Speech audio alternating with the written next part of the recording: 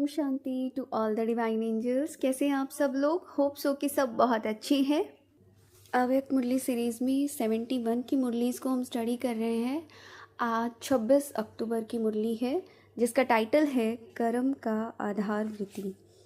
तो देखो, बाबा ने कहा कि कर्म का जो आधार है ना वो वृत्ति है, यानी कि आप जिस भी स्मृति में हो ना, आपकी जो वृत्ति है उसी के अनुसार आप कर्म करते हो और इसी से पवित्रता और अपवित्रता बनती है। ठीक है, तो ये चीज़ बहुत ध्यान रखने वाली है। अगर आपको कर्मों के ऊपर अटेंशन लेके आना है ना, तो सीधा ये कर्मों का खेल नहीं है।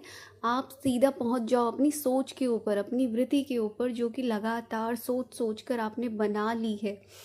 तो आप जिस तरह के इंसान बन जाओगे, ऑटोमेटिकली आपके कर्म भी वैसे ही हो जाते हैं।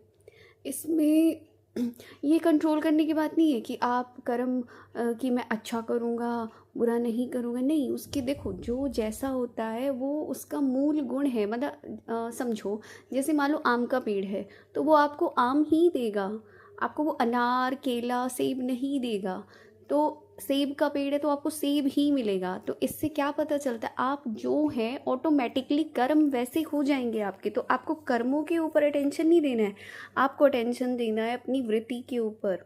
और इसी के ऊपर बाबा ने फिर आगे के जो भी है बात, बहुत गहरे राज को जो क्लियर किया है, कुछ राज खोले कि देखो, हम भी तो कंप्लेन करते हैं ना कि हमारी वृत्ति चंचल हो जाती है। तो फिर बाबा क्या कहते हैं, शिव भगवानुवाद, जैसे चंचल बच्चे को किसी न किसी प्रकार से कोई न कोई बंधन में बांधने का प्रयत्न किया जाता है। मतलब चाहे स्थूल बंधन या वाणी द्वारा, कि उसको कोई ना कोई प्राप्ति का आधार देंगे। अच्छा चुप हो जाओ, चलो शांत बैठ जाओ, आपको ना चॉकलेट देंगे, अच्छा ये कर लो ना तो आपको खेलने लेके जाएंगे। तो कोई ना कोई प्राप्ति का आधार देकर उनको अपने स्नेह में बांधा जाता है। ऐसे बुद्धि को व संकल्प को भी कोई न कोई बंधनों में बांधना पड़ेगा। समझ गए? देखो कितनी गहरी पॉइंट साइकोलॉजिकल बाबा दे रहे हैं, एकदम क्लीन खोल के। जो बोलते हैं ना, अच्छा खाली बोल देते पॉजिटिव सोचो, अरे पॉजिटिव सोचो, नेगेटिव मत सोचो, पर कोई ये बताता ही नहीं है कैसे सोचे, क्या करे, क्योंकि उस टाइम पे नहीं होता है कंट्रोल, नहीं होता है आपके हाथ में। तो ये बाबा यहाँ पे बता रहे हैं कि ऐसे बुद्धि या संकल्प को कोई ना कोई बंधन में बांधना पड़ेगा। अब ये बंधन कौन सा है? तो बाबा ने कहा जहाँ भी बुद्धि जाती है ना, तो पहले तो चेक करो।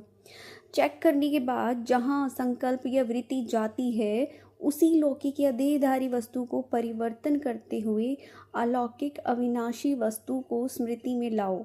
ठीक है, जैसे जैसे एग्जाम्पल है कि कोई देहधारी में वृत्ति चंचल होती है, तो जिस संबंध में चंचल होती है ना, उसी संबंध का प्रैक्टिकल अनुभव अविनाशी बाप द्वारा करो।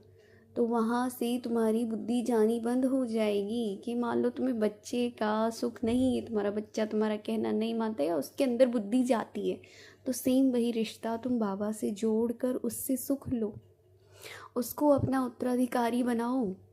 तो यहाँ से आपकी फिर जो वृत्ति जाती है ये स्टॉप हो जाएगी।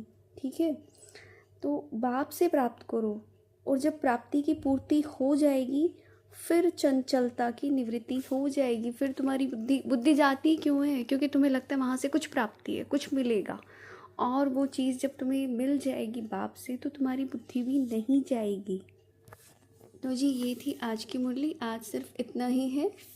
जो भी चैनल पे नए आए हैं, चैनल को लाइक शेयर सब्सक्राइब कर सकते हैं, क्योंकि जैसे प्यार बांटने से बढ़ता है तो ज्ञान भी बांटने से बढ़ता है।